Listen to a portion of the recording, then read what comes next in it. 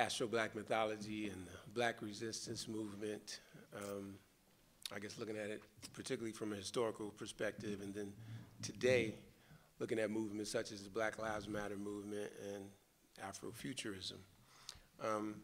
So on this roundtable, we have Denenge Akpem, who's an Afro-futurist, space sculptor, performance artist, designer, writer, and educator. She's a lecturer at the School of the Art Institute of Chicago in the Department of Art History, Theory, and Criticism, and adjunct faculty at Columbia College, Chicago, whose space sculpting practice bridges the discipline of site-specific sculpture, ritual, public art practice, interior design, and science fiction, inspired by Sun Ra and the question of who controls the future. She teaches courses on Afrofuturism, Black arts movement, African history, and ritual performance in the African diaspora. Denenge Design and Studio Verto was established in 2007 to offer specialized design services for residential and commercial clients. Akpem speaks nationally, internationally, and digitally about her practice. Also on the piano, we have Breanna Champion, who's a young Black woman from Chicago whose dedication to Black liberation can be seen through her work as an organizing co-chair of the Black Youth Project 100, delegate and member of We Charge Genocide, and student at the University of Illinois in Chicago. Breanna has helped reorganize dozens of direct actions and campaign strategies, all in the name of Black resistance. She hopes to continue fighting for her people and uplifting Black women's struggle for justice, confidence, and equity in any and every project she takes on.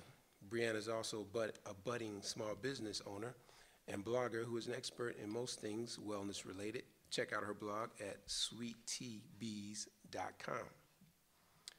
We also have Ytasha Womack, who's an award-winning producer, director, author, and innovator. She's author of the critically acclaimed book, Afro-futurism, The World of Black Sci-Fi and Fantasy Culture, Rayla 2212, and also Post-Black, How a New Generation is Redefining African-American Identity, and co-edited Beats, Rhymes, and Life, What We Love and Hate About Hip-Hop. Ytasha Womack is a frequent guest, lecturer, and commentator. She was the featured artist at the Zero Future Conference in Montreal in November 2014.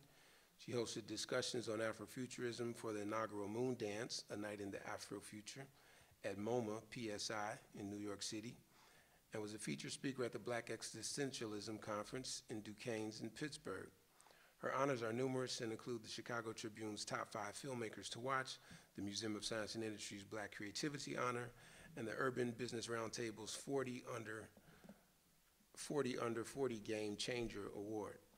A Chicago native, she has a BA in Mass Media Art from Clark Atlanta University, was a graduate of the Host Broadcast Training Program for the Atlanta Olympic Games, and studies arts, entertainment, and media management at Columbia College in Chicago. And we also have Marvin X, who Ishmael Reed has described as Plato teaching on the streets of Oakland. Marvin X was born May 29th, 1944 in Fowler, California. He's a poet, playwright, essayist, educator, activist, and one of the founders of the Black Arts Movement. He co-founded Black Arts West Theater in San Francisco with playwright Ed Bullins in 1966. In 1967, he co-founded the Political Cultural Center Black House in San Francisco, along with Elridge Cleaver, Ed Bullins, and Ethna Wyatt of Chicago. In 1967, he fled to Toronto, Canada, in opposition to participating in the war in Vietnam. He returned underground to the U.S. in 1968 and visited Chicago, where he met BAM workers Don Lee, Haki Madhubuti, Carolyn Rogers, Hoyt Fuller, Gwen Brooks, Phil Coran, etc. With the FBI on his heels, Marvin X fled from Chicago to Harlem, New York, where he worked at the New Lafayette Theater. His Harlem BAM comrades included Amir Baraka, Askia Touré, Sonia Sanchez, The Last Poets, Barbara Ann Trier, and Sun Ra. He performed with Sun Ra coast to coast. In 1972, Sun Ra and Marvin X taught in the Black Studies at the University of California, Berkeley. Sun Ra arranged the music for Marvin X's play, Flowers for the Trash Man, renamed Take Care of Business. They worked at Marvin's Black Educational Theater in San Francisco. His actors performed in Sun Ra's film Space is the Place. Marvin has written 32 books, including his autobiography, a memoir of Elvidge Cleaver, essays, proverbs, poems, parables, and fables. Marvin X is presently organizing the 27-city tour of the Black Arts Movement that Amiri Baraka suggested. He is also working on establishing the Black Arts Movement District in downtown Oakland. Okay.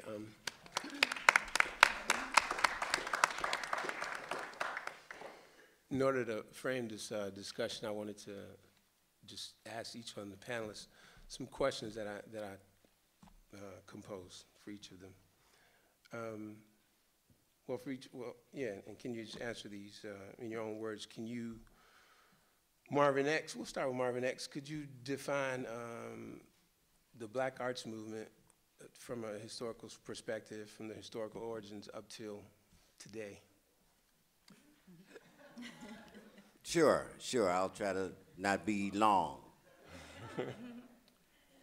But we call ourselves, in the words of Paul Robeson, artistic freedom fighters. We're artistic freedom fighters. And we are part of the Black Liberation Movement. Larry Neal said the Black Arts Movement was the sister of the Black Power movement. I say the Black Arts Movement was the mother, because there's a quote from my friend Huey Newton, who said, Marvin X was my teacher. Many of our comrades came through the Black Arts Movement: Bobby Seale, Eldridge Cleaver, Emory Douglas, Samuel Napier, on and on. So in this sense, the Black Arts Movement gave nurturing to young people to get a certain level of consciousness, and they went on into the political.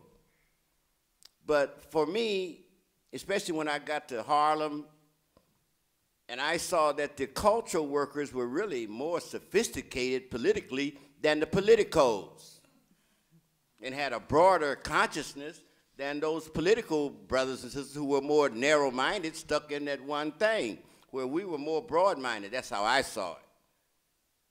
So, as we know, Sun Ra was part of Baraka's Black Arts Theater in Harlem, and simultaneously out on the West Coast with my Black Arts Theater in San Francisco in the Fillmore, we also had musicians such as Raphael Donald Garrett, Monty Waters, Dewey Redmond, I think it was Oliver Jackson and Earl Davis, and a host of others that performed with us. And not only, they didn't necessarily march, but they performed right out on Fillmore Street to the accompaniment of the cars and the car horns and all of that. So, but to make it real simple, to me, Sun Ra represented the essence of the Black Arts Movement, the essence of what we were really about. Because we talked about, in Harlem especially, we talked about the Black ritual theater. What was Black ritual theater? Well, first of all, ritual, as you know, is based on myth. You don't have a ritual without a myth. The myth is the words, the story. The ritual is the enactment. So Sun Ra had the myth and the ritual to the highest degree. Now, we talked about ritual theater at the New Lafayette and Barbara Ann Tears National Black Theater. She talked about developing ritual theater, but Sun Ra did it to the highest degree on every level. And just imagine, and I'm so happy and humbled that I was able to be under his tutelage, you know, as well as the Amiri Baraka and everybody else in Harlem at that time.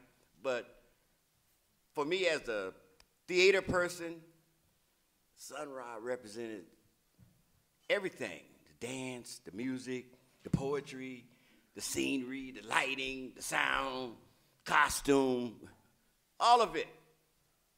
And so I definitely was, what's the word, addicted to the Sun Ra mythology. And people describe my work as extravaganza.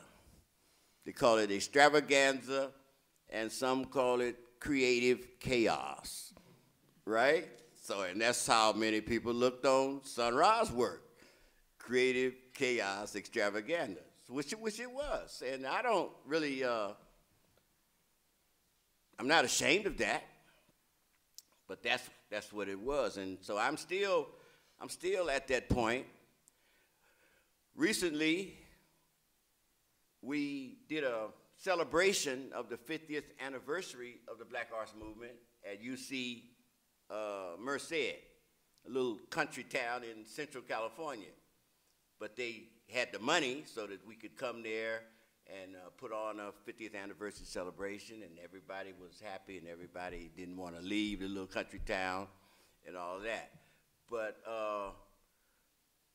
at that conference, I was head of the poetry session, and so somehow all the poets got seated on stage, and then the musicians were there with us, the musicians that I like to perform with.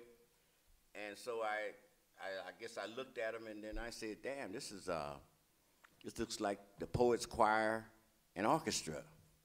So that became the Black Arts Movement, Poets Choir and Orchestra. And so that's what I'm dealing with right now, of course, in honor of Sun Ra and in honor of the Black Arts Movement. So Baraka talked about the 27-city tour. He said we should do a 27-city tour of the cities where blacks are in large population numbers. So right after his transition, you know, something told me, right? Yeah, something told me to do this, or at least try it, get it started, even if we don't finish it. So that's what I've been working on. And so far we got to, well, we just did something at Laney College in Oakland on February 7th. And, you know, somebody just mentioned, say, you got to rest for at least 2 or 3 months after you do these conferences and things, man. It takes so much energy. You just got to rest. So I'm not trying to kill myself. You know, and I went around and talked to the last poets and Sonia and everybody I could talk to whether they wanted to get involved. And, you know, Sonia said, Marvin, the idea of a 27-city tour makes me tired. You know, so we're going to do whatever we can do based on whatever funds we have. And I've been talking with some people here in Chicago, so I don't know how we cannot have a 50th anniversary celebration in Chicago. Come on. I mean, come on, let's do this. I'm willing to come here and hang out, just don't get me killed, you know. But I have an outdoor classroom in Oakland where I teach called Academy of the Corner, 14th and Broadway, downtown Oakland. I call it the most dangerous classroom in the world because all the rebellions and protests takes place in my classroom as we speak. They might be protesting today. I hate to say it, I'm kind of embarrassed and hurt. The whole downtown Oakland is boarded up. It's boarded up, and it looks like it gets boarded up every month. Every month, from protests and the anarchists and all of this. So, yeah, well, it seems to me like it's cat and mouse, you know. I mean, how can you just keep boarding up shit? Looked like before I left and came here, it looked like Chase Manhattan Bank, which is across the street from me, it looked like it's permanently boarded. Look at me. I don't even know if they're going to take the boards down, you know. So this is what I've been doing. Sonia and John Bracey and James Smithhurst have just released SOS, the Black Arts Movement Reader. Familiar with that? You know, it's kind of, I guess, updated from Blackfire, the original Black Arts Movement Bible, I guess you would say. Maybe this is the SOS is the New Testament. I don't know. So I'm happy to be here. I'm happy that we are still, Danny didn't want me to say this, but Danny says, this looks like the Black Art Movement here. So I said, Daddy, well, this is what it is. This 50, how can we have a 50th anniversary and then we're here talking about Sun Ra? Come on, it's all connected. You know, and how can you talk about Sun Ra and not talk about the Black Arts Movement? I'm just trying to get familiar with this Afro-futurism and Sun Ra, you know, because I hadn't really thought, I only thought about Sun Ra as in terms of the Black Arts Movement. So I'm sure I might learn something here today. Thank you. Okay. Well, speaking of Afrofuturism, Denenge, could you speak to that, elaborate more on Afrofuturism, especially with respect to visual art and performance art? All right. Hi, everyone. Good to see you all. Okay, so I teach a course on Afrofuturism at Columbia College, and I will be teaching again. I think it'll be the 5th or the 6th time this fall. So in terms of visual and performance art and Afrofuturism, I myself am a visual performance artist, not performing, but performance artist, and specifically want to kind of define that in terms of approaches that have to do with Afrofuturism in connection with Sun Ra.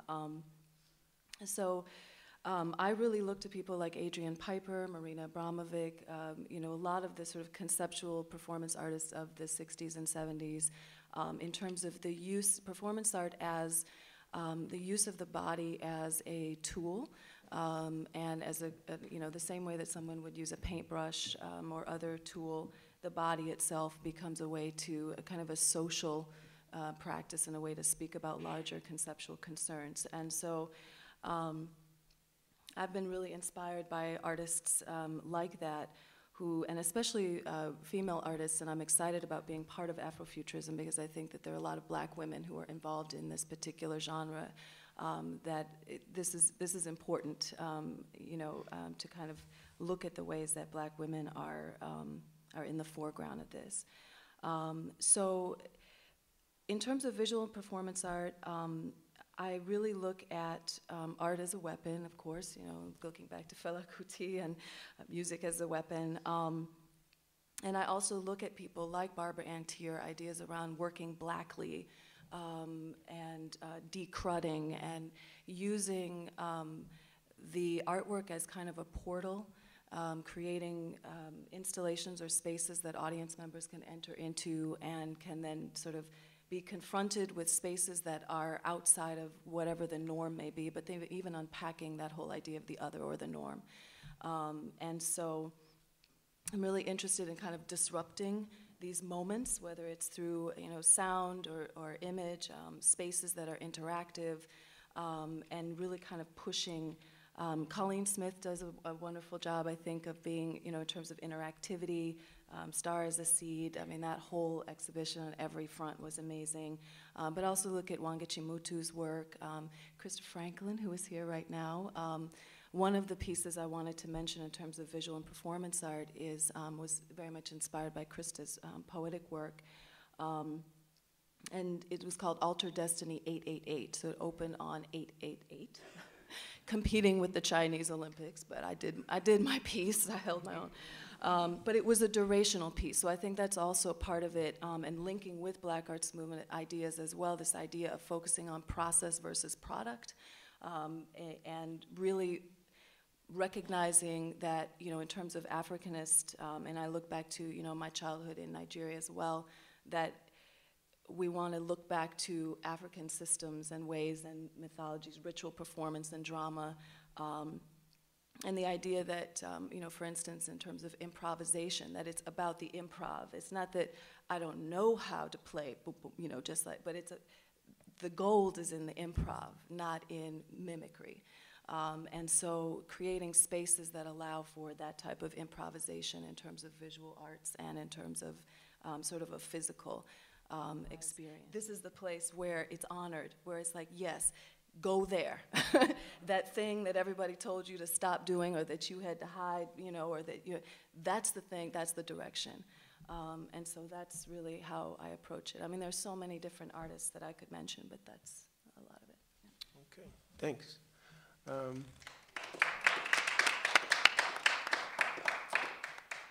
Ytasha Womack, could you speak about Afrofuturism and your work? Sure. Afrofuturism, it's a way of looking at the future through a Black cultural lens. It's the way of looking at alternate realities, alternate possibilities through a Black cultural lens. But it's also an intersection between the Black culture, imagination, liberation, technology, and then I often add mysticism to that. Afrofuturism references Sun Ra because Sun Ra embraces all of those dynamics. And in that, I think that Afrofuturism is so exciting to people because it's a way of using the imagination to transform or transcend your circumstances. And obviously, Sun Ra did that very much through myth, through the idea of myth, through the idea of his cosmic identity, connecting with this cosmic identity, and in that sense, used it as a form of liberation because his cosmic identity transcended his human interactions.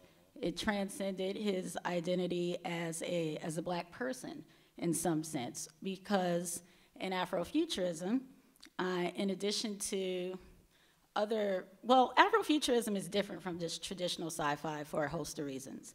One of those reasons is that it has a very connected relationship to mysticism, which a lot of just science fiction does not.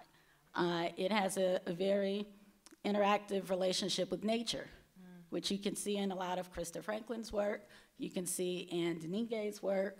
It embraces the feminine aspect of humanity in terms of valuing intuition, in terms of valuing the emotion and feelings, all of which you see in Sun Ra's work. But in particular, in Afrofuturism, they talk about race as a creation. And we don't always think about race as a creation because we're in such a racialized world. But technically, race is the fatal invention. Identifying yourself as Black or white, as we do today, was created to justify the transatlantic slave trade. And it was enforced through law and violence. And that is it's something that obviously people have fought very hard against for many years, but yet we're still in this identity of viewing ourselves in the context of race. In terms of being people of African descent, we take pride in being Black because that was denigrated, as we're supposed to.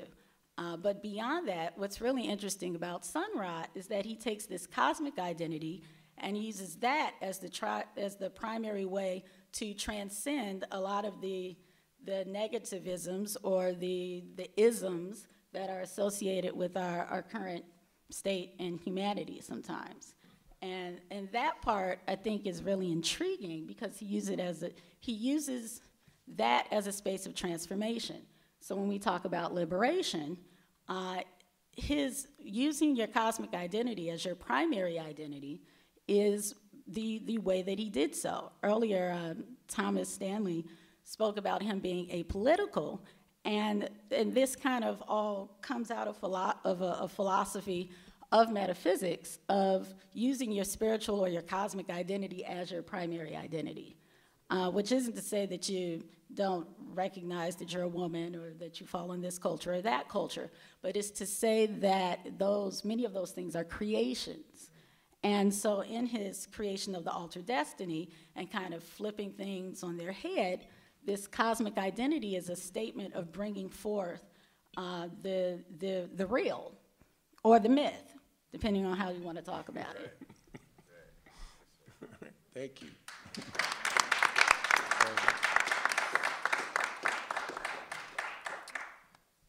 Breanna Champion, could you speak to us about the Black Youth Project, which I think you have a particular significant role in, but then also other movements such as the broader Black Lives Matter movement, We Charge Genocide, and Stop Mass Incarceration? Yeah, for sure.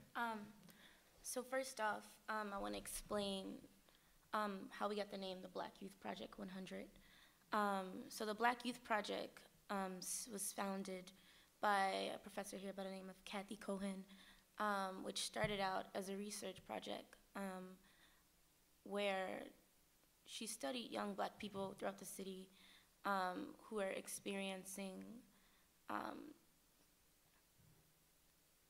the harsh realities of growing up as a Black person in the city, in the inner city. The Black Youth Project was a space, a blog, where young Black folks were able to express those hardships. And there were a few principles. One of them was action, and she noticed that though they were researching and expressing what it was like to grow up as a young Black person, they weren't necessarily acting on changing those harsh realities. So she called together a convening of 100 young Black folks, activists, organizers, artists, poets, dancers from around the country to come together and convene and speak about what it looked like to actually act out our values. And in the midst of that came the verdict of the Trayvon case, which we all know about. George Zimmerman was, of course, acquitted and found not guilty. And all the folks that were present, the young Black folks that were present, were like, we gotta do something about this. And then that came out, the Black Youth Project 100. Black Youth Project 100 is now a national organization across the country, comprised of young Black folks between the ages of 18 and 35. And our main goal is fighting for liberation for Black people, all Black folks. We organize through a Black queer feminist lens. That's a very layered term. But to explain it very quickly, it basically states that we are radically inclusive of all Black folks in our fight for liberation, not just those that are participating in respectability politics and feel like the way to go is to go to school and get a degree and conform to the society that whiteness and patriarchy created, but to exist outside of that, and that all of our experiences we are experts of. So that's what the Black Youth Project 100 is. The Black Lives Matter movement was founded by 3 amazing Black queer women, Patrice, Alicia, and Opal, who kind of also speak to that intersection of Blackness, queerness, and feminism. And what I think is really significant about the Black Lives Matter movement, and just that phrase in general, is that it affirms our humanity and Blackness when it seems that, or it is that, we are experiencing a social death, a social genocide, a cultural genocide as Black folks. We're not even human, and Blackness is inherently criminal. Black Lives Matter kind of negates that and gives us space to be ourselves. So that's a little bit about the Black Lives Matter movement. We Charge Genocide is an intergenerational, multicultural, multiracial abolitionist project that started here in Chicago. We arose during a time where, so there's a young guy throughout this in Chicago who was killed. His name is Dominique Franklin. He was a friend of a bunch of my close friends. I didn't know him that very well. But he was tasered by the Chicago Police Department, a Chicago police officer, after being accused of stealing liquor from a Walgreens. He was tased while handcuffed. His head hit a pole nearby. He was hospitalized and died hours later. So in the wake of being angry over Black life not mattering, our friend now being killed, Mariam Kaba, who is an amazing Black woman who most folks know her as Prison Culture on Twitter.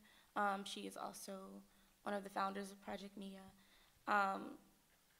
Wanted us to have a space to figure out what we're gonna do next, because we felt completely helpless.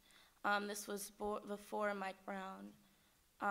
So she called together all the folks that were doing work in the city or in doing abolition work came together, and that's where We Charge Genocide was born. The original We Charge Genocide is a report, started out as a report or a petition to the UN by a few folks that we probably are familiar with, W.E.B. Du Bois, Ida B. Wells, Paul Robeson, charging the United States with genocide against the Negro people. So we did a similar report and presented it at the United Nations, charging the Chicago Police Department with the torture and subsequently genocide against young Black folks in the city of Chicago. We have a few working groups within We Trash Genocide. We're doing a few things around the city. Some of you folks may or may not be familiar with the reparations ordinance that just passed. We kind of helped do some organizing around that issue. And yeah, we continue to amplify young voices to figure out what we're gonna do to, what are the steps to abolition. So that's a little bit about We Trash Genocide. Stop Mass Incarceration, Chicago. I'm actually not a member of STOP. STOP is an awesome group of young Black folks as well. I believe it's intergenerational as well. And we partner on a lot of issues. I believe STOP is the group working on the trauma center here with the equitable policing campaign. I think I'm thinking of two different groups. I mean, because there's Stop Mass Incarceration, but then there's Stop Southside Together Organizers for Power. Yeah. And then there's but we all kind of work on the same issues and support each other, which is the beauty of the network that is created now in Chicago around police brutality and abolition. So yeah, it's a little bit about those organizations. Great.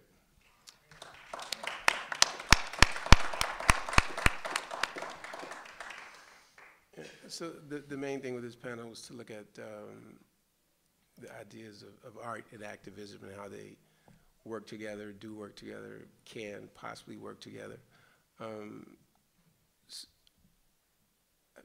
Myself, as an artist, just my personal, just kind of struggle with inner conflict with how do you balance that as an artist with your art being simply to serve the purpose of your art, then at the same time feeling a a duty, responsibility towards your community and to engage in whatever those concerns are, and how do you balance that?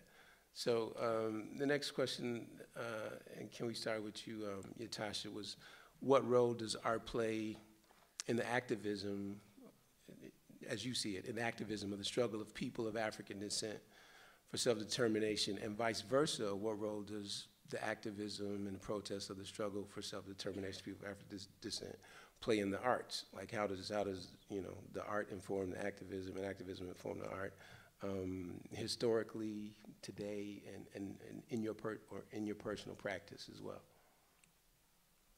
Well, I guess for one, the images that come out of the artistic movements often are the images that people use to excite themselves about life. So art engages you in your own humanity, and it's supposed to help you connect deeply, not only with yourself, but with other people. And the artistic images that you look at, or the music and the experience of that, pushes you beyond any sense of limitation to be able to make those connections. That's why you can have, say, people who are of polar opposite political views, they all like the same film. They might be excited about some movie that came out, or they might share, they may love Michael Jackson, but politically they're apart because they're listening to an artist who is helping them to connect with their own humanity, and it dissolves this sense of limitation. In a broader sense, I think with the Black Arts Movement presented strong images of people of African descent. It reestablished images of, established images of Black people in cities and communities. It celebrated those people who are in these communities and it showcased them as human beings, and it also celebrated and enhanced images of people from the continent at large. So to see those figurative images was very exciting for people. Not to mention just experiencing all the different music in the theater was very, it shaped culture, it shaped lives, it changed people because they got to experience other sides of themselves that were not presented to them. In the case of Afrofuturism, showing images of people of African descent in the future is incredibly inspiring to people because they suddenly realize, I've never seen images of people of African descent in the future. And just that recognition excites people, and then they want to create superheroes and they want to be superheroes. And you can say, well, you know, what does dressing up like a superhero have to do with anything? And it's just the sense that you can create your own story, or the sense that you have a story to tell, or the sense that you can transcend this idea of what a human being or what a black person is supposed to do and be. And oftentimes you aren't really confronted with your own ideas of what a person of African descent is supposed to be doing until you look at an image of a person of African descent in the future. Okay, and so that sort of puts it in the face of not just people of African descent, but people all around the world who suddenly say, why haven't I seen this image? And how does this image make me feel when I see it? And then wrestling with that. So I think that, you know, and I'm talking more about the image piece, because I think the images are the ones that have been the most restricted. In the sense that those are the visual piece has been the piece that's been most controlled up until, well, obviously people have been fighting against that for a very long time. We're in a digital age, so we can post a lot of images online and people can share all those images. Prior to that, you know, there were a lot of gatekeepers when it came to being able to see visual images. Music, maybe you can get around a little easier, right? Because music isn't associated with an image.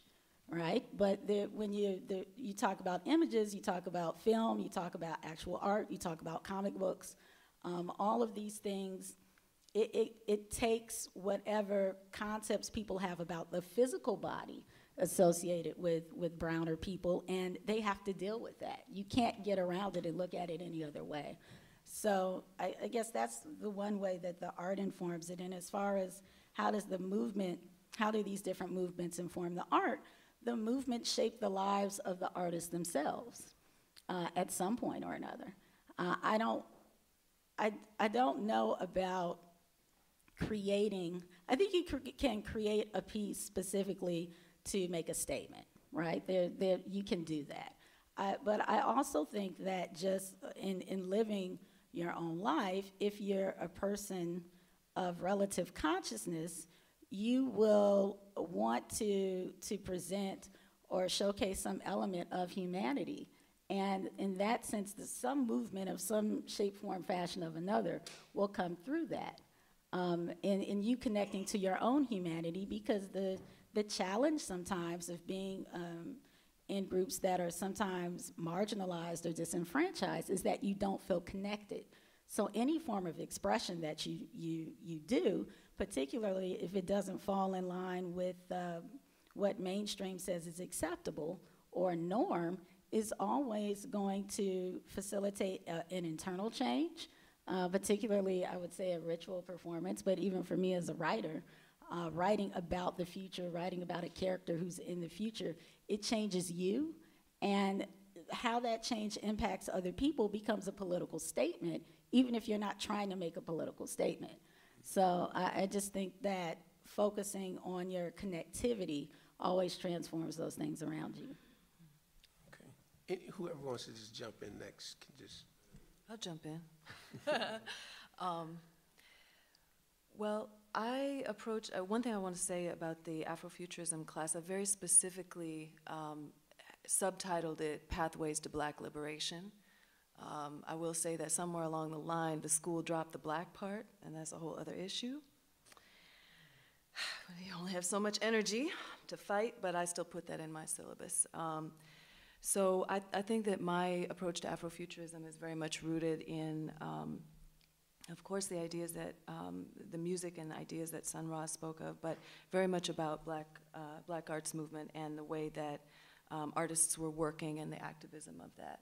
I think, you know, whenever I talk about Afrofuturism, the teaching part is really important to me because that's where I put most of my time and energy. So I'm always thinking about what does this mean for the students, or what does it mean for how we approach this. And so, you know, I think about Sam Greenlee, you know, may he rest in peace. And 3 days ago, it was a year. So dear, and he always used to come, you know, to my class and say, you know, resistance 101, you know, everybody's talking about victimology 101. We need to teach resistance 101. So, you know, in the spirit of Sam, you know, I really try to honor that and make sure that I'm approaching what I teach from a resistance standpoint and you know, showing work that is reflective of that. I think about Baraka talking about the Zoom zone, talking about, you know, places where real things can be said about real experiences, real world. I grew up in Nigeria in the 70s and the 80s, which was, you know, high times for post-colonial, but also, you know, a coup every other month. Who knows if the president's still alive, people getting shot, you know, you hear stories. You know, the governor of Benue State and his family ran to Cameroon with just the clothes on their back in the night. You know, this was reality, you know, and people would disappear. And my parents, who were really renegades, you know, they would encourage me to write and send letters to the editor. You know, meanwhile, writers are disappearing. And I'm, you know, 14, and they're like, write it, you know. And so I come from that type of sort of, you know, Lee Scratch Perry upsetter type of, you know, I line myself with the rabble-rousers always, whether I want to or not, it happens that way. So I think when it comes to Afrofuturism, I definitely take a very kind of Black arts movement rooted, rabble-rousing, we're gonna speak about things that are, speak about truth and find that truth. And I think also in terms of process, one of the things that's very important to me, especially as someone who came up in theater and performance art, is to really talk about self-care. This was something that came up a lot last year in Freedom Dreams at the conference, and that keeps coming up. But the need to train, because I teach at art schools, to train young artists to about the process, again, back to process. What is the process that you go through of creation, and not to get stuck in that space that a lot of folks don't come out of. Because as artists, I believe that we are superconductors. So, you know, I feel like, you know, I'm a copper wire, you know, times you're like, let me put tin foil, you know, because I'm getting too much information. But part of our process, that's what we're here to do, is to you know, tap into energy on a level that other people are just not. And I think that, you know, with activism and with activist movements, if we're using art, we are tapping into energies. I mean, I find teaching in Black studies, I mean, sometimes I'll go and sleep for 15 hours after I finish a class because I'm so exhausted of what it takes to be to be a Black woman in this world dealing with, you know, and trying to be present to students within this topic and help them to process their work. So, you know, I really do a lot of work with them about how do you don't get stuck in that spot, you know, take the information in, mix it around, and then send it back out. But the importance of present in that in terms of addressing students, you know, how do we shape the, you know, education and the classroom process, things that are topical, you know, stuff hits home for people on a very deep level, and that's serious. I think in terms of my own work, I don't have as much time for it as I wish I did, but one thing that I've been really thinking about a lot is the idea of Black light. And one essay that I read from Black Arts, New Thoughts on the Black Arts Movement, Marco Crawford and Lisa Collins, there's an essay, Black Light on the Wall of Respect.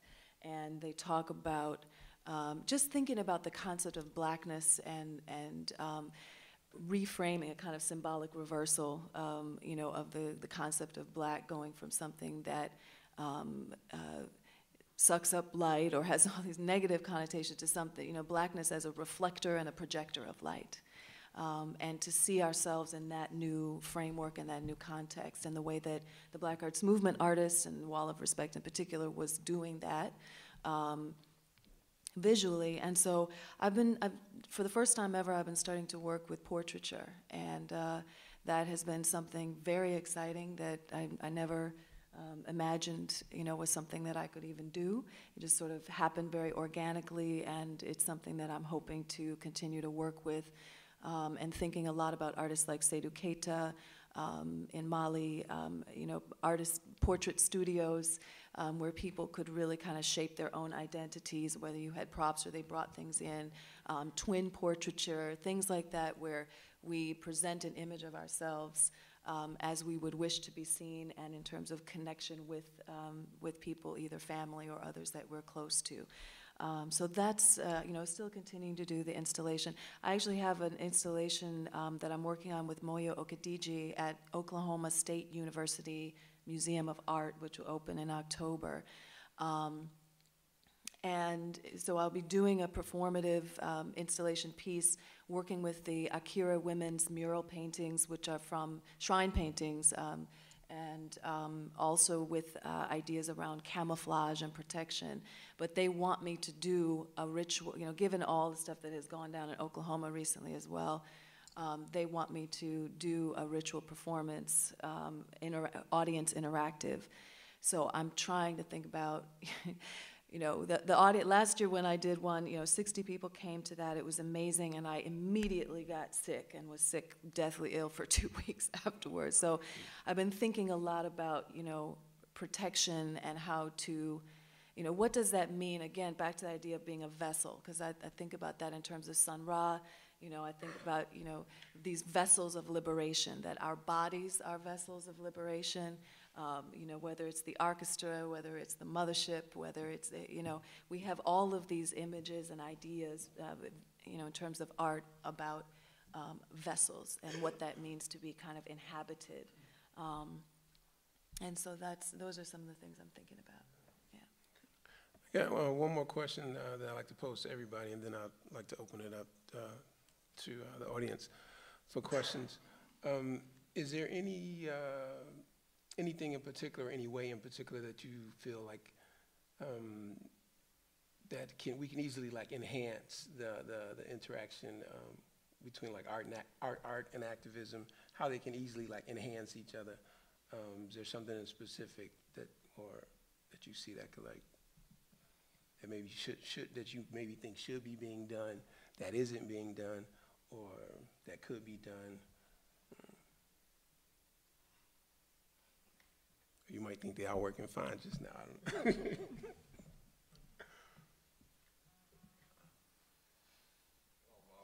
Well, what I wanted to say to end this discussion, and maybe I can answer your question in the process.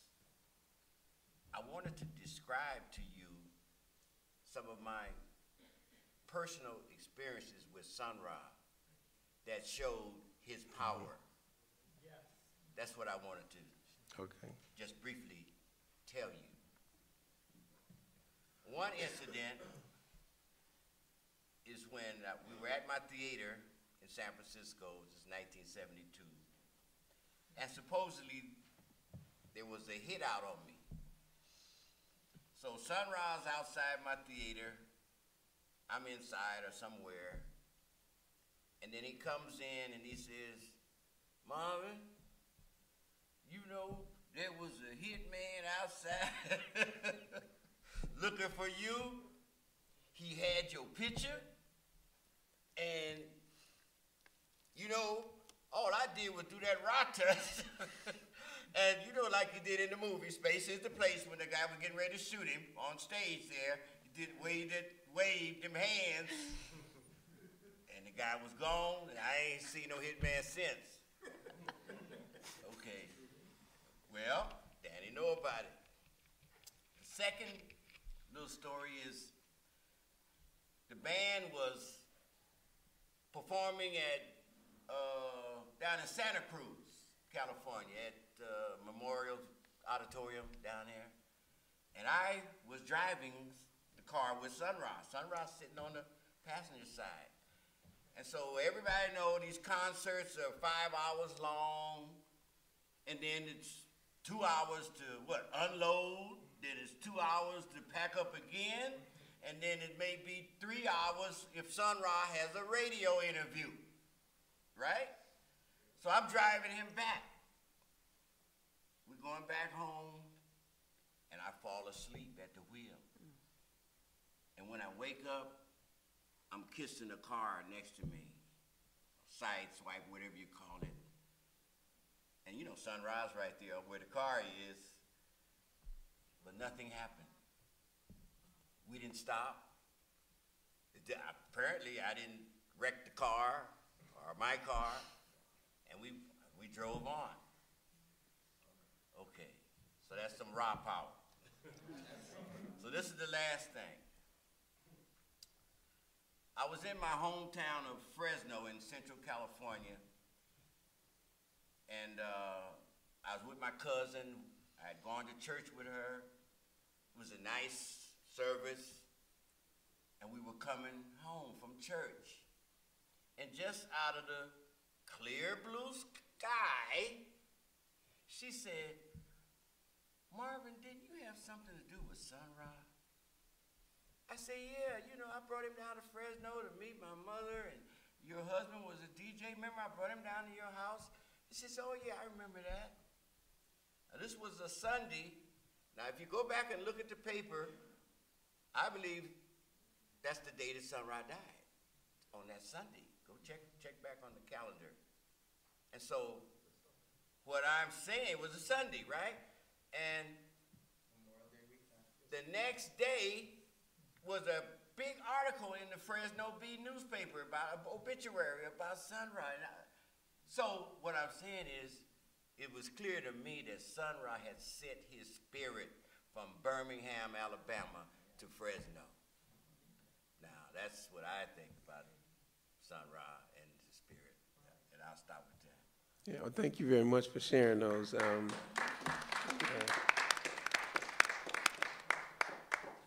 At the screening last night, we were watching Spaces of Place and talking about Spaces of Place. Yeah, and that was there's so much to talk about, you know, in that film and with Sun Ra, but that was something that we didn't even get to, yeah, the power of Sun Ra. That's right. Yeah, specifically the mystic, supernatural, unexplained, yeah, powers of Sun Ra. Yeah. Anybody else want to share, or should we just go ahead and open it up? Okay. Any questions from the audience? Come with the mic. Thank you guys. It was very illuminating, enlightening, transformative panel. Ytasha and Denenge, you guys both kind of invoked this intersection of nature and mysticism and the feminine, and it made me think, obviously, of Octavia Butler. And I was wondering if, and this is open to anybody on the panel, if you guys could just talk about her contribution to this 21st century conversation about, you know, mythologies, black mythologies of resistance. I want to jump in because I'm excited. My students just finished last week. Octavia Butler ended up being our final. They got to choose a book out of Xenogenesis or Patternist, one, you know, out of all of those, and then we sort of talked around. They wrote about it and then created either sonic or physical books to kind of illustrate some core images and ideas. And they blew my mind. They blew my mind. I'm not just, you know, singing praises here, but Octavia was very present, I guess, is the point I'm making. And, you know, some students, you know, she wrote this amazing paper and throughout just kept reiterating how much she hates Doro, what an evil MF she thinks he is. And, you know, they were really shocked because, and I'm so glad you brought that up because I feel like for me, Octavia and Sun Ra are kind of in the same, they are in the same sort of sphere in terms of the way that they're pushing outside of,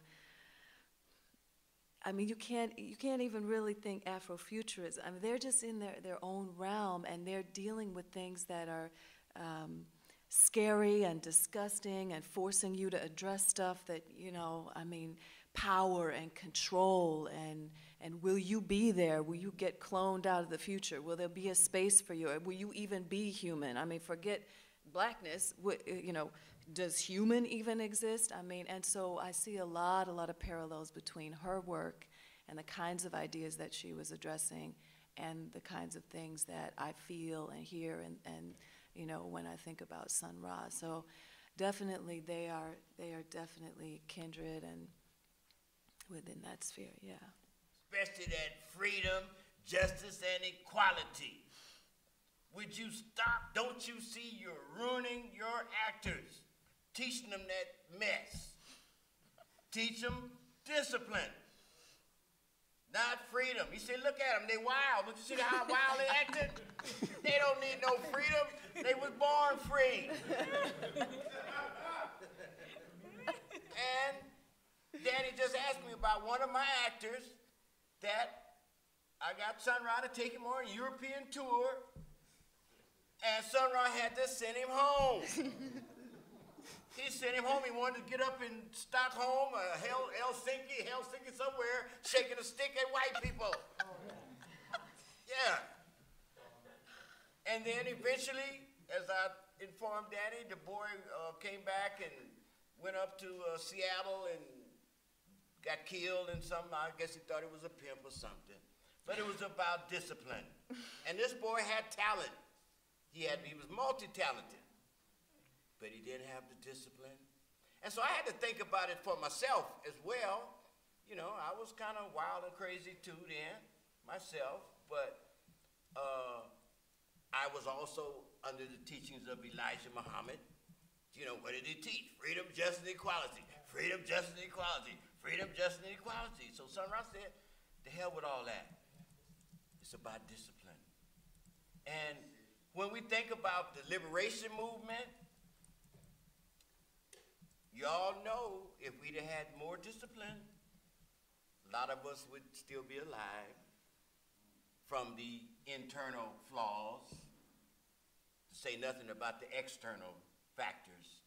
But some of our internal behavior, you know, was reckless and abusive to ourselves and to others, especially women. So all that is about what? Discipline. Mm-hmm. So we need discipline.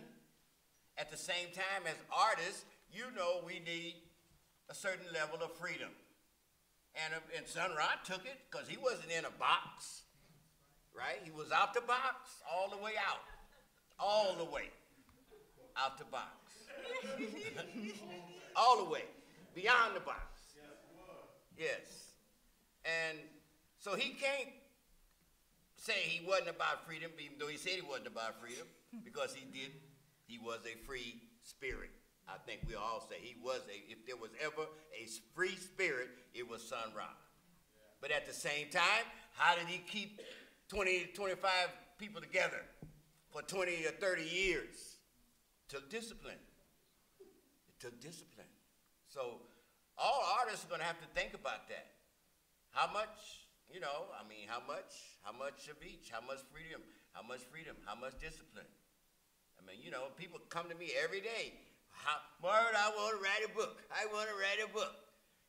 I say, 1 page a day. 1 page a day. Get your ass off the cell phone.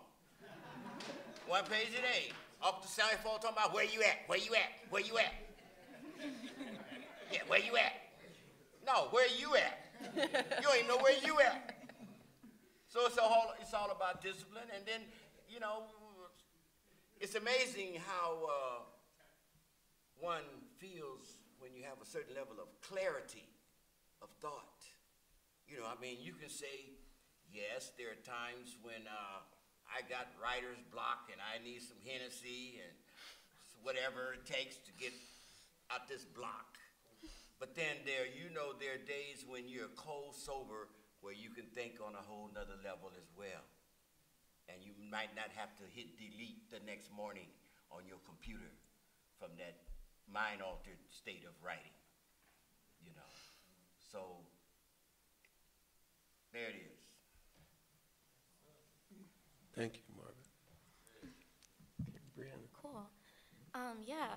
So the way art informs my activism, I guess it's the reason why I'm an activist. Some of my most vivid memories of being an artist, my dad is a house music DJ, as much as I am still a dancer.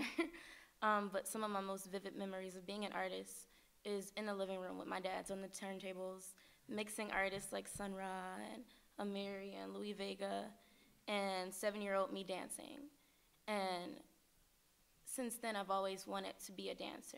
And then I learned to write better and know that that's another way to communicate. Then I wanted to be a writer. Then you get older and you grow up and you become aware of your identity. And you realize it's hard being a Black woman that wants to dance and write. And then you're reminded that to survive, you need an occupation, and that's no way you can be occupied doing what you love. Yeah, so the reason why I organize is to bring me back to feeling as free as I was as a 7-year-old dancing. So that's kind of how art informs my activism, imagining ways I can dismantle the system that makes it so that I can't feel as free as I want to be, and figuring out ways to rebuild something new. So that's kind of how art informs my activism. Also, art is never not present in our activism. My activism and then the activism of like the orgs that I'm a part of. We're always figuring out ways to incorporate the two, figure out ways that we can uplift and center artists and the voices that aren't centered, because again, you're reminded of your identity, and that's a threat to want to be a dancer and a writer and a poet. So yeah, that's kind of simply how art informs my activism. I was wondering too, I guess with Denenge and Ytasha, like your art, or your personal art practice, like is it specifically informed? Is there anything like you're working on right now, maybe that's specifically informed by what's going on today with like Black Lives Matter movement and so on? Or yeah, is anything like in particular that's? Yeah, I wrote an essay for an anthology that's coming out soon called Artists Against Police Brutality. And the book itself is a combination of, there's, comic illustrations, and some essays and some short stories. And so I wrote a story. Actually, it was about a relative of mine, an uncle who was killed in a police brutality incident. And so I wrote about that story. It was an incident that took place before I was born, but it very much shaped a lot of the conversations because my family always emphasized, they talked about how present he was. So they talk about him to the point where you feel like you know them, but then you realize, oh, I never actually met them. And so when I was presented with this opportunity to write this story, I said, okay, well, this will be a time to not only write the story, but then talk about this whole relationship of how people forgive. And they're forgiving not so much because they aren't angry, but they're forgiving because they don't want the anger to define them. And they want to live happy lives, and they want to spread love, and they want to pass down love. So although I knew about this very violent incident, which of course shapes you to be against police brutality, against injustice, at the same time, it was very much a recognition that more of the conversation was about the fact that he, how wonderful he was, and the fact that he's, you're looking at relatives or cousins and like, oh, he looks like him, oh, he looks like him, oh, look how he continues to live on, without them saying, oh, he continues to live on. And this is not to mention just other incidents people had where they may have talked to him in dreams. They may have, I had an interaction with a psychic where he delivered a message of some sort. you know, different things where there were other spaces of resolution where people had a sense of peace, but it was not in the form of this person was arrested or this police officer was arrested or tried or charged. That's not what happened. But there were other spaces of peace where people connected with their own humanity to continue to love and not let this anger define them and still fight and advocate against injustice. And that I thought was kind of interesting because in the story of people of African descent and incidents of police brutality, finding that sense of peace has probably happened more than there being justice in the system per se, all right? And so that's looking at how people deal with that, you know, and the fact that they want to continue to value love, I thought was really fascinating, transformative, but in many ways defined an aspect of the culture that we don't always talk about. I'm sure most of the people in this room can name, at least particularly people of African descent, can name one person they know who was killed by a police officer. A relative, a friend, and I'm saying at least one, which means they could probably name several on one hand who they know of. And so I think it's just fascinating how how love in that sense is used to transform so that people can have their own dignity. And then, of course, there is the fight for justice, which continues. But, and this is the last point I'll say about that, what I realized is that there's always justice. It's just a matter of whether you recognize it or not. Yes, so that it might not be justice in the sense of this person is arrested and convicted. And you want that to happen, right? And we should continue to fight for that because that's the ideal way it's supposed to take place. But there is a justice in another sense, shape, form, fashion, or another. So that's okay too. I mean, I just think that's fascinating. Let me put it that way. That people, that love has been used to transform and to push and move people forward in that regard to those kinds of incidents. Thank you. Denenge, could you speak to that? Wow. Is there anything like particular that you're working on that's specifically like informed by social political activities like going on today? Mm-hmm. Well, I'll say again that, you know, I devote an unbelievable amount of time to my teaching practice. It's like an art to me. So that's very much informed. Now, back in Philadelphia, the two Afro-futurists that have influenced me the most are Rashida Phillips and More Mother Goddess. And I'm trying to figure out if there's just something going on where maybe we're seeing the sea change in leadership, where the three panelists here, females, are representing Afrofuturism. Is that just a coincidence, or is there something more to it than that? It's a thing, yeah. I mean, yeah. Yeah. Well, I think that it's not a coincidence. It's a space. I think it also represents a lot of work on the part of Black women who have been making sure that continues to be a space that is welcome and encouraging of women. So I really think that it's intentional. You know, I mean, I make sure when I'm writing or working or speaking or, you know, I give props, you know, and I don't do that because I'm grasping to find the few. I'm just making sure that I highlight, this is a thing, this is, and I think it has a lot to do with Octavia Butler and the importance of her within the genre, definitely. Yeah, I think the themes, it's, you know, and it's not just about like, quote unquote, the feminine, but I think that in this present moment in time, I also think there's a musical component because there are a lot of women, and specifically Black women, who are musically dealing with these. And so there, you know, a lot of young people are really looking to these individuals, whether you're talking about Janelle Monáe or even, I mean, even though Khalees has not, come out and said she's Afrofuturist, but a lot of the themes and whether, she's appearing as half human and half animal, and, so there's this sort of, in costuming, I mean, go back to LaBelle, I mean, come on, so there is that energy of women, black women who are kind of taking the mantle. But like I said, I think it's also very intentional to make sure that we create that space and also speak about that. And that's something I want to really kind of write about too, more in the near future, because it's a wave and it's exciting, and I see students coming where they feel like, yes, this is a space.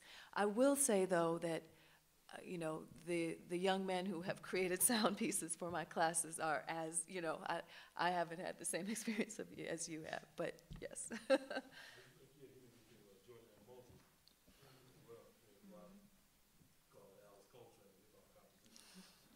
Yeah. Yes.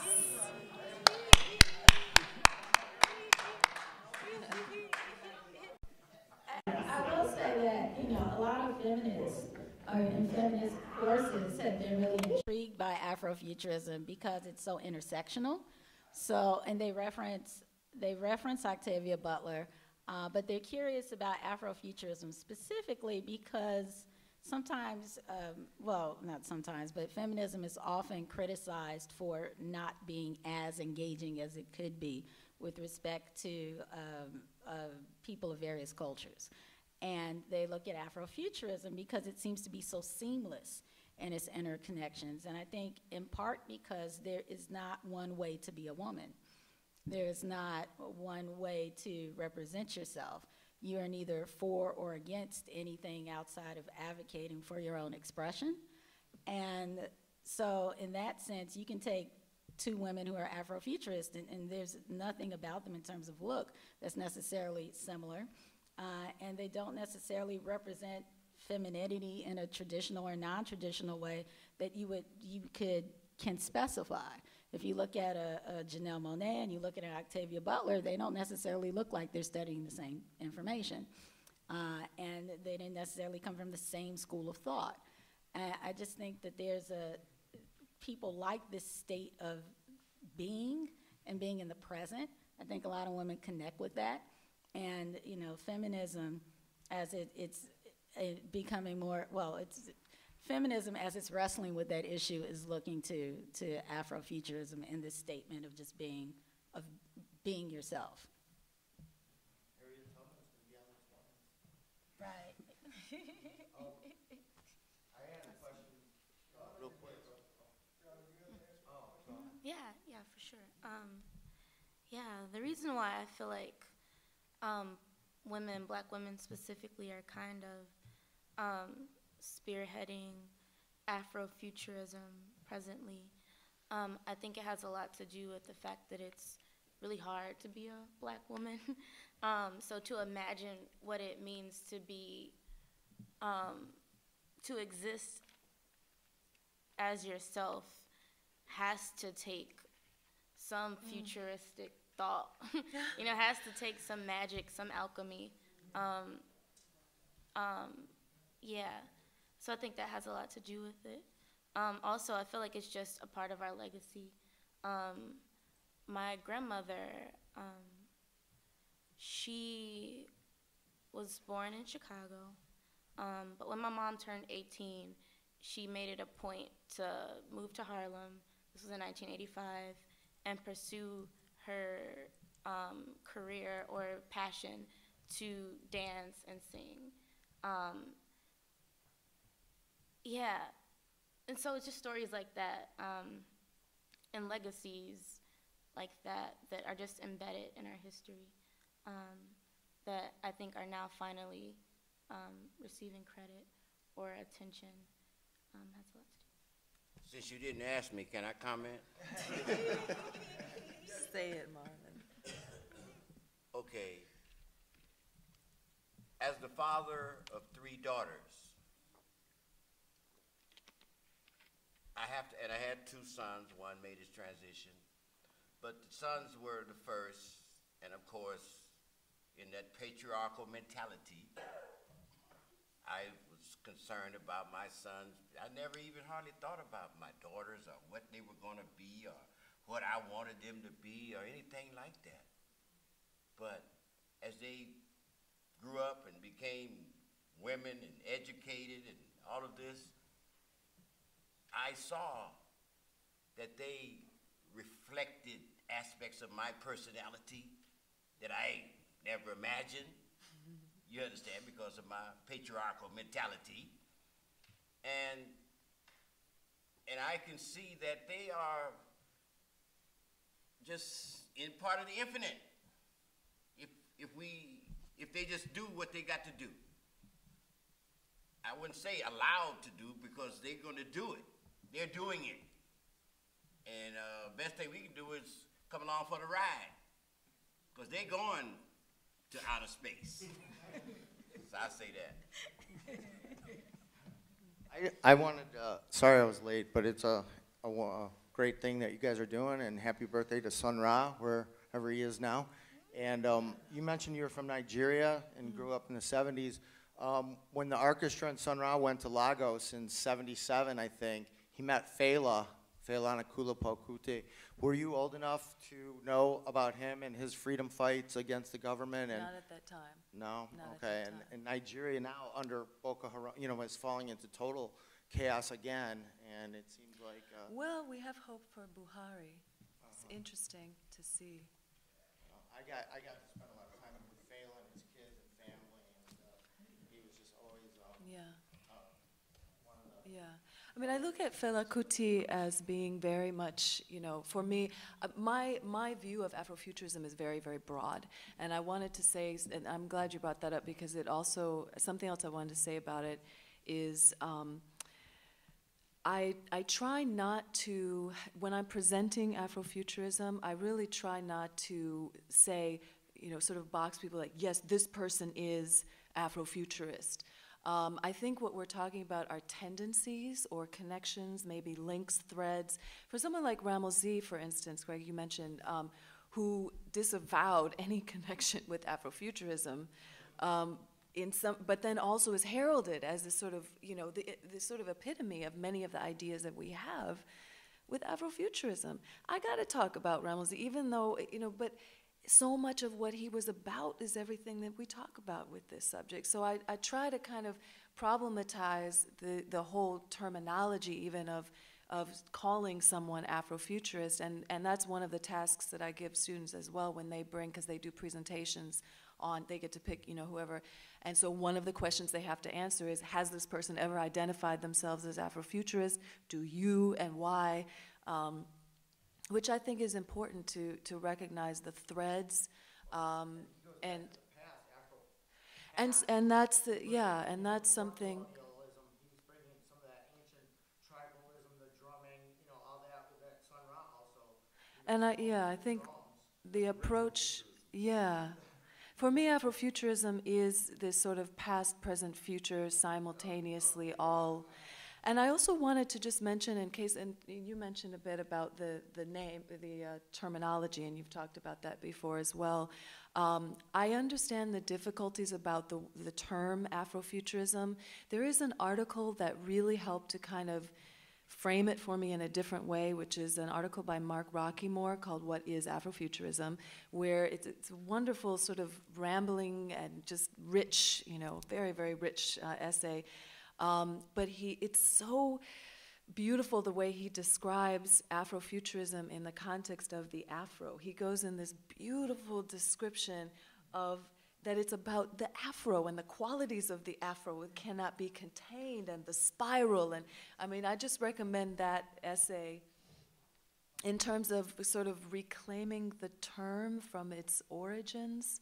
But I also think about Afrofuturism, the term Afro, but then also I go back to Malcolm X, I go back to, that period of time as well, and thinking about the way that Afro-American became, this was a new way of describing folk, and so the Afro for me is also connected with that particular move. I mean, it's an emergent discipline around Yep. Before the term. Yep. Yep. The people we identify as like the innovators, the creators of it, they did their work, pretty much in isolation and without need for a movement. Yeah. So I mean, it's entered into academia. Yeah, that's our history. We name it after the fact. You always complain about young people. Yeah. As a way to identify them on Yeah. the time. Yeah. But I don't think we, as you said, need to engage in kind of identity test. Yeah, yeah. I just always like to try to respect as far as, and that's interesting for me too, because then it speaks to that shape-shifting sort of, Krista Franklin shape-shifting. But that idea of, it does something, we're looking at this framework, but then there's always that sense of the shifting sand. Yeah. We got time for one more question over here. I just wanted to throw into, you're right, female voice, the last voice, right? That's okay. I just wanted to throw into the mix thinking about the Black radical imagination in the here and now.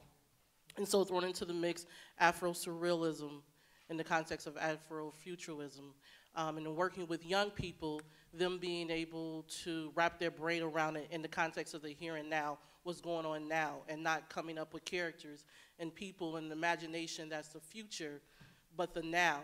And so how do we then engage young people and do the work that we do in a radical way where we are dealing with, but this is 2015.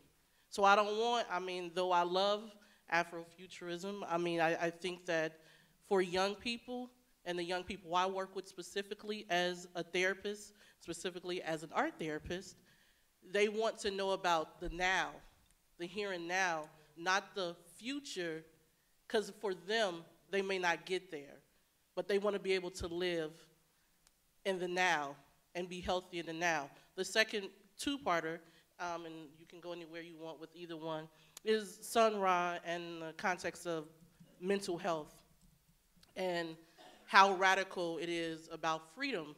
And freedom, when you talk about freedom and discipline, freedom is a state of mind. So if you don't even think you're free, then discipline means nothing because you don't even think you're free. So discipline is then can be looked at as another oppressor if you in your mind you're not free. And how what he was on was also about a free state of mind and mental health and mental wellness. And that sort of goes back into the conversations about, self-care and process versus product. Well, I'll take the first part of the question. In terms of working with younger people or young adults around dealing in the present, one thing I have to emphasize about Afrofuturism and how it's just different from conversations about futurism is that it views, as we mentioned earlier, the past, the future, and the present as one. So it's an eternal sense of timelessness. Then it's just about your point of awareness in that spectrum. But generally, for many people, there's talking about the future, right? And looking at it as something distant. But if you're taking a circumstance and you're putting it into the future in order to look at it objectively, it's going to transform the actions that you take now. So in one spectrum, it's a way of stretching the imagination to be able to look at yourself from a different perspective. And the imagination, liberating the imagination, is a big key in being able to take any steps in any direction, particularly if you feel traumatized because you're stuck. So think about the future as a movement, right? But on the other hand, because Afrofuturism isn't just about the future, it is very much about the present. It's the ever-present now. And so in embracing that ever-present now, there's still this sense of there's a beingness, but that beingness is still attached to a direction and a trajectory. So I guess for me, it's about this imagination.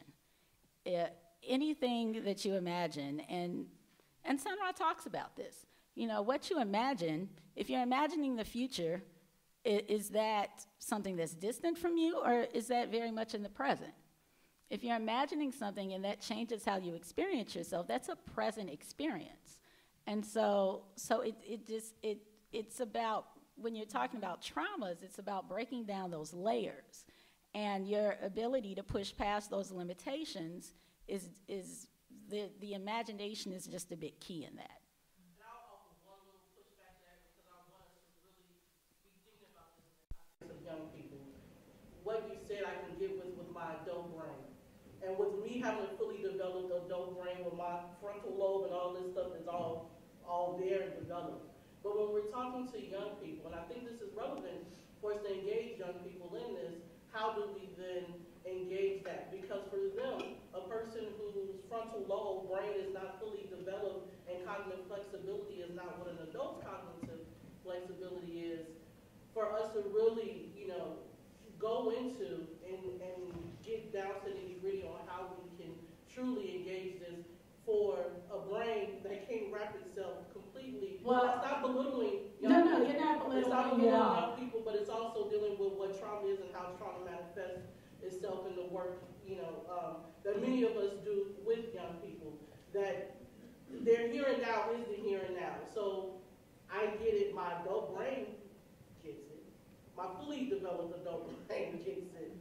But still being able for us to truly engage this and but to engage young people and promote mental health and mental wellness, because to me that's part of what this was. Well, and I'll say this, and it's not a counterpoint. Mm-hmm. The imagination, if you're looking at a person from the standpoint of them having limitations, let me just say what I'm saying. This isn't a counterpoint. If we're looking at someone from the standpoint of a limitation, then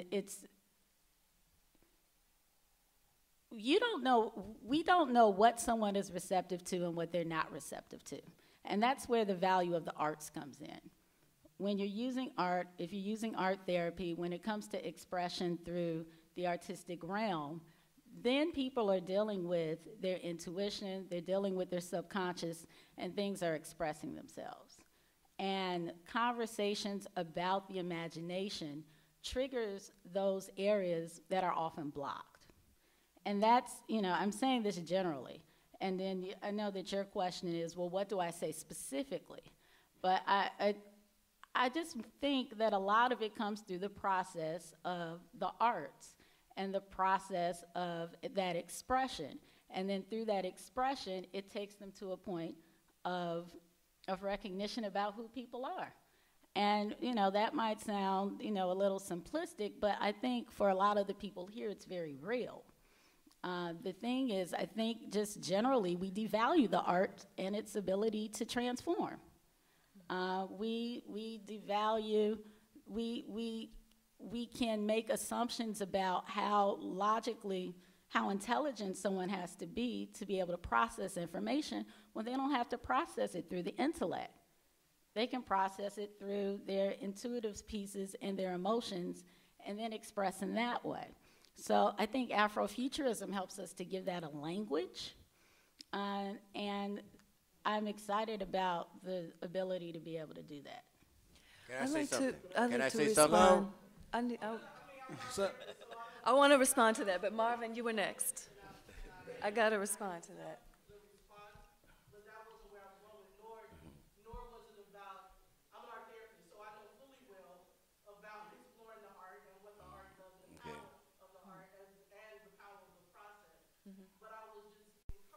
Us and put it in the context of young people and youth and not our adult selves to explore it and to think about it. And not that we would have a ready answer right now, but that it's a relevant thing for us to explore and think about as we want to engage young people in this work. Well, I can say this. I know that Sun Ra's music was art therapy, and he consciously recognized that, and he used to talk about commercial music. He called it P&D music, pussy and dick music. That's what he called it, P&D music.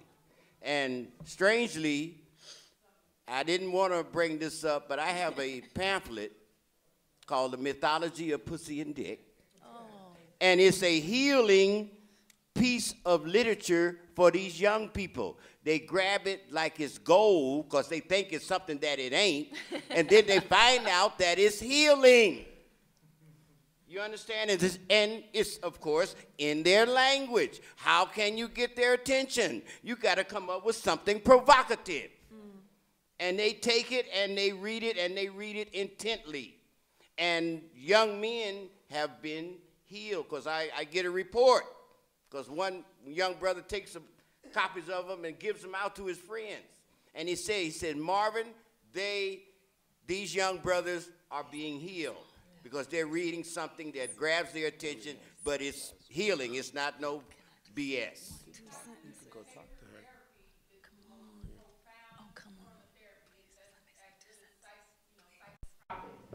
Cognitive behavioral therapy is the only kind of therapy you can bill for in the state of Illinois. So imagination is a big part of that. You have to revision yourself, transform yourself for psychosocial rehabilitation, and young people can get that as well. We're running out of time, so we're just going to, Denenge is make a brief comment, and then Danny's going to make the last statement, and we'll break with reception, and you can continue the conversation after that. Okay. 2 sentences. That was 1. That was 2. Okay. No. Well, first of all, I want to say really quickly in terms of what I think that sometimes there's a disconnect in terms of what we think Afrofuturism is. That I want to go back to Ytasha about the past, present, future, and the role of it with transformation. That we need to, I'm committed to kind of trying to dispel the whole. It's just about Black people in the future in space, and maybe the name itself is difficult with the futurism. And I also go back to Space is the Place and that classic scene in the youth center when, what is it? What is that? You don't exist. If you did, you would have some status among the peoples of the world. You are myths. What you gonna do if, we don't want to go with you.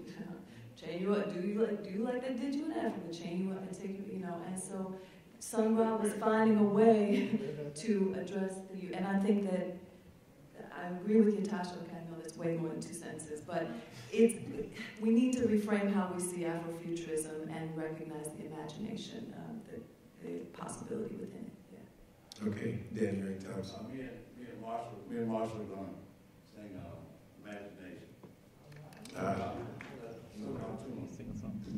Imagination is a magic carpet on which we made the swords of different planes and climes. If we came from nowhere here, why can't we go somewhere there? Yeah.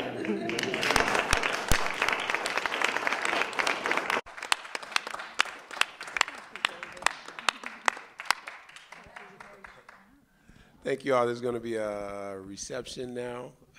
Is that outside here or?